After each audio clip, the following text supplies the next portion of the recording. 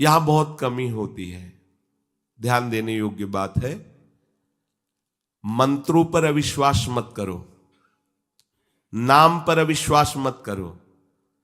तुम अनुष्ठान को जानते ही नहीं कैसे किया जाता है। एक कामना की पूर्ति, तुम विश्व की कामना की पूर्ति कर सकते हो, विश्व की कामना की पूर्ति। बोले आप क्यों नहीं कर लेते? क्योंकि हम विश्वात्मा की कामना किए हुए हैं, हम विश्व की नहीं। हम जिस बात की कामना किए हुए हैं उसके लिए विश्व का विस्मरण करना है। मन मन की रुचि जान नेह विधि अनुसरें। हम प्रियालाल की मन की बात जानकर उनकी सेवा में रत होना चाहते हैं। नहीं, नाम और मंत्र में इतनी ताकत है, आप उसको समझ नहीं पाएंगे। आप विचार करके देखिए, जब कोई पवित्र अनुष्ठान कोई राक्षस करता था तो बहुत पहले से ही वो मदिरा त्याग देता था, मांस खाना त्याग देता था, दूसरे की निंदा करना त्याग देता था, अपवित्रता का त्याग कर देता। परम पवित्र ऋषियों की तरह होकर वो तब अनुष्ठान करता था, यद्यपि वो जगत विनाश के लिए अनुष्ठान होता, पर उसके लिए भी पवित्रता की ऐसी आवश्यकता थी। अब आप बेविचार करो, शराब पियो, मांस खाओ, गंदे आचरण करो और बोलो हमने राधा राधा कहा लेकिन काम नहीं बना। वो बोल रहे थे कि कितना भी बड़ा संकट हो, फिर बोल रहे हैं। अगर भयानक से भयानक विपत्ति को ऐसे न नष्ट कर दे तो बता देना, कृष्णाय वासुदेवाय हरे परमात्मने प्रणतः क्लेश नाशाय गोविंदाय नमो। इसका जप करो और जब तक तुम्हारा काम पूरा ना हो जाए ब्रह्मचर्य से रहो। झूठ मत बोलना, मदिरा मत पीना, मांस मत खाना, और ना काम हो जाए तो हमें बताना कि भारी से भारी विपत्ति का नाश करके भगवान श्री कृष्ण का आश्रय उसे ऊंचे उठा देगा, इस जगत की धरा से उठा देगा। विश्वास नहीं?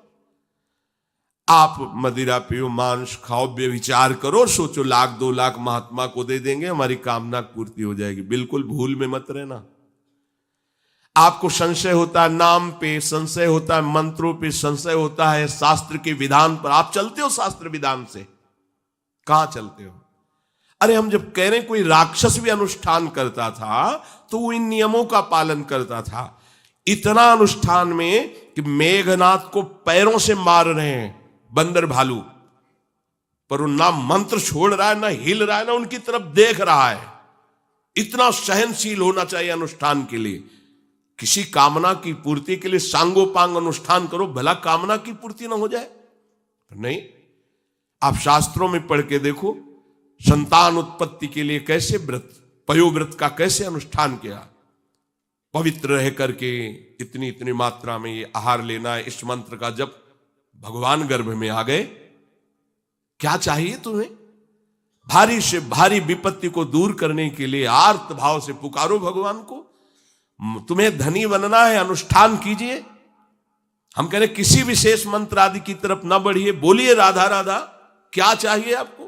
कृष्ण कृष्ण बोलिए। सब मंत्रों का सार है नाम में, आप बोलिए तो नाम। पवित्र होइए, गंदे आचरण छोड़िए। क्या चाहिए आपको? भगवान का नाम जहां गूंजता है वहां ऐश्वर्य अपने आप चरणों में लौटता है। अब छल कपट करो, हिंसा करो, गंदे आचरण करो, सोचो हम बहुत बड़े धनी बन जाएं, तो दुष्कृति का फल दरिद्रता और दुख होता है। सुकृत का फल ऐश्वर्य और सुख होता है। अब लगाओ तुम कांटेदार वृक्ष और चाहो कि हमको रसीला फल प्राप्त हो, तो इसे मूर्खता ही कहते हैं।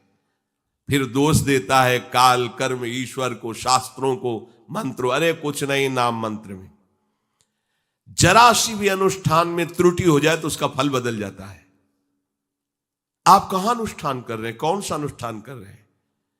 सबसे पहला नियम अनुष्ठान का होता है पवित्र आचरण, ब्रह्मचर्य, सत्यवाद, पवित्र भोजन, संयम से। कोई भी अनुष्ठान कर, किसी भी विषय का अनुष्ठान करके देखो, अभी हो जाएगा। ये तो हमसे नहीं होगा, तो फिर आप बड़ी बड़ी कामनाएं करते हो, हवा में कामनाएं पूर्ण हो जाएंगी। किसी की भी काम, किसी का भी महाबली या तेजस्वी पुत्र पैदा हुआ, उसको देखो कैसे रहा है, उसकी माता पिता कैसे आचरण किए हैं। 10,000 वर्ष तक भगवान श्री हरि में मन लगाकर निरंतर मंत्र जपने पर कश्यप और विंता जी ने भगवान गरुण जी को प्रकट किया। भगवान गरुण जी श्री हरि के वाहन, प्रथम पुत्र अरुण जी जो सूर्य के सामने बैठे हुए हैं, सारथी बने 10,000 वर्ष।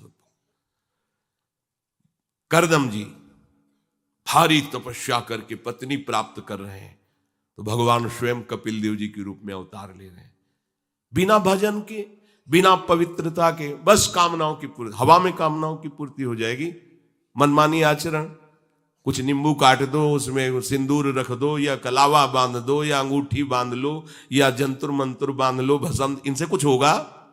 कुछ नहीं होगा। राधा राधा राधा राधा राधा, जो कर चाहोगे हो जाए, पर पवित्र आचरण, साथ में पवित्र आचरण हो।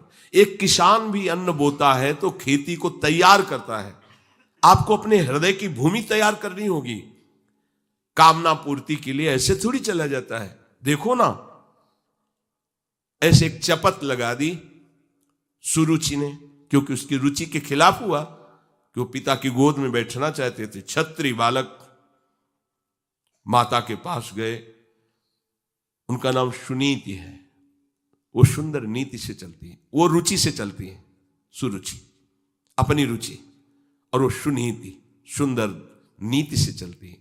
मां, पिताजी ने गोद में बैठाला नहीं और मां ने चपत लगा दी और कहा तू ऐसे कि गर्भ से प्रकट हुआ है, सिंहासन का अधिकारी नहीं। अगर तुझे सिंहासन पर बैठना है तो जा तपस्या कर और मेरे गर्भ से प्रकट हो। तपस्या इस बात की कर कि मेरे गर्भ तब कहीं तू पिता की गोद में बैठ सकता है। बोले हाँ बेटा। महाराज तो मुझे दासी भी मानने के लिए तैयार नहीं है। बेटा, भगवान नारायण का जिसने आश्रय लिया उसकी कोई कामना अधूरी नहीं रही। जाओ तुम भगवान श्री हरि का आश्रय लो, वही तुम्हारी कामना की पूर्ति करेंगे। मेरे में तो कोई सामर्थ्य नहीं, पर मैं आशीर्वाद देती हूं। मेरा आशीर्वाद कवच की तरह तुम्हारी रक्षा करेगा। 5 वर्ष का बालक चला भगवान की प्राप्ति के लिए। वो प्रेम नहीं चाह रहे हैं, वो पद चाह रहे हैं। कैसे जीवन व्यतीत किया देखो 6 महीने की बात। बोले 6 महीने में, 6 महीने में एक छोटा सा बालक इतना कष्ट सह रहा है। 6 महीने तो बहुत समय हो गया। भगवान तो इससे भी बहुत करुणा में एक आर्त पुकार में उपस्थित हो जाते हैं। एक बार जिन नाम ली हित सो होय अति दीन। अगर कोई कामना नहीं है, केवल प्रभु की मिलन की चाह है और हृदय आर्त भाव से पुकार दे तो दूसरा नाम नहीं लेना पड़ेगा। एक बार जिन नाम ली हित सो होय अति दीन, ताको संग न छाणहि ध्रुव अपनो कर लीन। ये महारसिक शेखरों के वचन है, कोई ऐसे मिथ्या वचन थोड़ी। श्वास को भी रोक लेते हैं। भगवान का जो मंत्र श्री देवर्षि नारद जी ने दिया उसी का ध्यान कर रहे। ऐसा पद मिला कि सप्त ऋषि परिक्रमा करते हैं। ना उनके पिता को मिला, ना उनके पितामह को मिला। इसके आगे तो है ही नहीं। एक उत्तानपाद, महाराज मन, ब्रह्मा, बस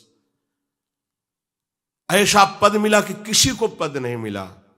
पर आप देखो कामना की पूर्ति के लिए कैसे निष्ठावान हो करके, प्राणों को समर्पित करके भगवान की आप बीड़ी सिगरेट पियो, प्याज लहसुन मांस मछली दुनिया की दलित दुराएं करो, हाँ हमारी कामनाओं की पूर्ति हो जाए। बेकार बकवास करते हैं लोग आकर। परमार्थ को एक हंसी बना दिया है, एक मजाक बना दिया है। संतों को एक नाटक बना दिया है। संत मार्ग को एक उपहास का स्वरूप बना दिया है। हमारी ये कामना की पूर्ति कर दो। उनका जीवन कामना की पूर्ति के लिए तुम्हारे है। अरे तुम्हें निष्काम करके भगवत साक्षात्कार कराने के लिए कि छोटी मोटी जिनमें तुम फंस कर तुम्हारी दुर्गति हो रही, उसी में और वो बढ़ावा देने के लिए। पर संसार तो अपनी बात मानता है, उस ना शास्त्र की बात मानता है ना संतों की।